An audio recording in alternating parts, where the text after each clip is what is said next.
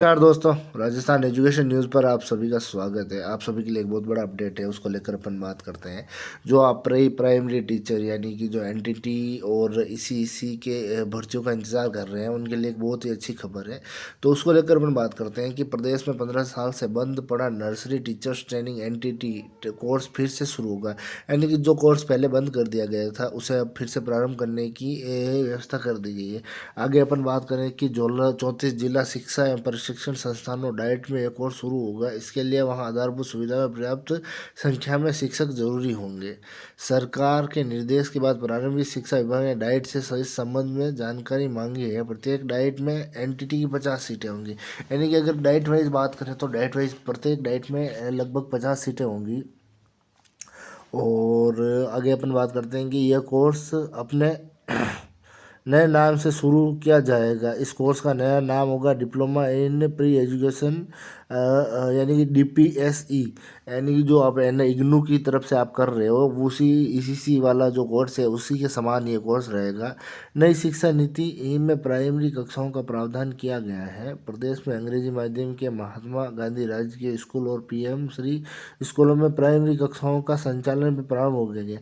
मुख्य रूप से देखा जाए तो ये भर्तियां जो अभी महात्मा गांधी जो एमजी स्कूल है उनमें आपके चल रही है, उसके अलावा पीएम श्री स्कूल है, उनमें भी हाल ही में एक भर्ती विज्ञप्ति जारी हुई थी जो राजस्थान में लगभग जिसके 400 पद थे और जिसकी भर्ती प्रक्रिया शायद पूरी हो चुकी है। आगे अपन बात करते हैं कि ये नया कोर्स जो डीपीएससी के नाम से स्टार्ट होगा और लगभग 2 साल का होगा। वहीं अगर अपन बात करें कि जो ईसीसी है, ईसीसी है, वो जो इग्नू की ओर से होता है वो 1 साल के लिए होता है।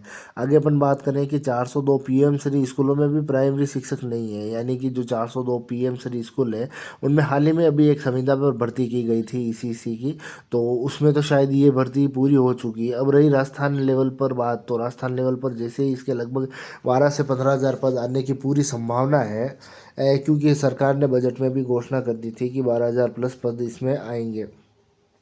आगे अपन बात करें कि 3 साल की प्री प्राइमरी कक्षाओं के संचालन की अनुमति दी गई है। यह फिलहाल इन कक्षाओं के लिए कोई शिक्षक उपलब्ध नहीं है। इस तरह से करीब 1,000 महात्मा गांधी स्कूलों में भी प्री प्राइमरी कक्षाएं शुरू की गई थी। इन स्कूलों में महिला बाल विकास विभाग में कार्यरत एनटीटी शिक्षकों और को शिक्षा विभाग में मर्ज कर इन स्कूलों में पोस्टिंग दी गई है। फिर भी कई स्कूल अब भी प्री प्राइमरी शिक्षक नहीं है। आगे अपन बात करते हैं कि जिस डाइट के पास संसाधन पूरे उन्हें मिलेगी मंजूरी। यानी कि जिन डाइट के पास संसाधन पूरे होंगे उस डाइट को आपके ये जो एनटीटी टीचर है उनके लिए आपको उनको 50 सीटें मिल जाएंगी।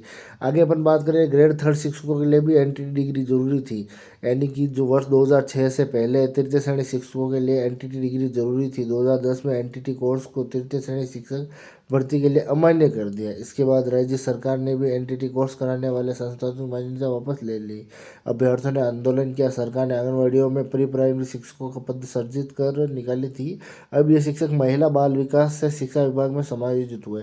यानी कि आप मानकर चलिए कि आने वाली जो भर्ती है वो लगभग आपके 15,000 के आसपास रहने वाले हैं, क्योंकि 12,000 पहले ही आपकी घोषणा हो चुकी है। उसके बाद अन्य जो एमजी स्कूल है यानी कि महात्मा गांधी स्कूल है, इनमें भी रिक्त पदों की संख्या पड़ी हुई, तो आप ये मानकर चलिए कि 15,000 के आसपास रहेगी।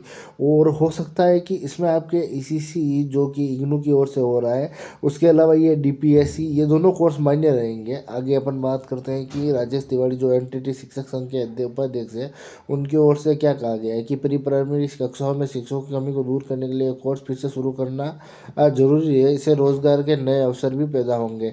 तो बाकी आपको इसकी पूरी जानकारी इस वीडियो के माध्यम से मिल चुकी होगी, और इससे संबंधित कोई अपडेट आता है तो मैं आपको उपलब्ध करवा दूंगा। बाकी मिलते हैं आपसे अगले वीडियो में। जय हिंद।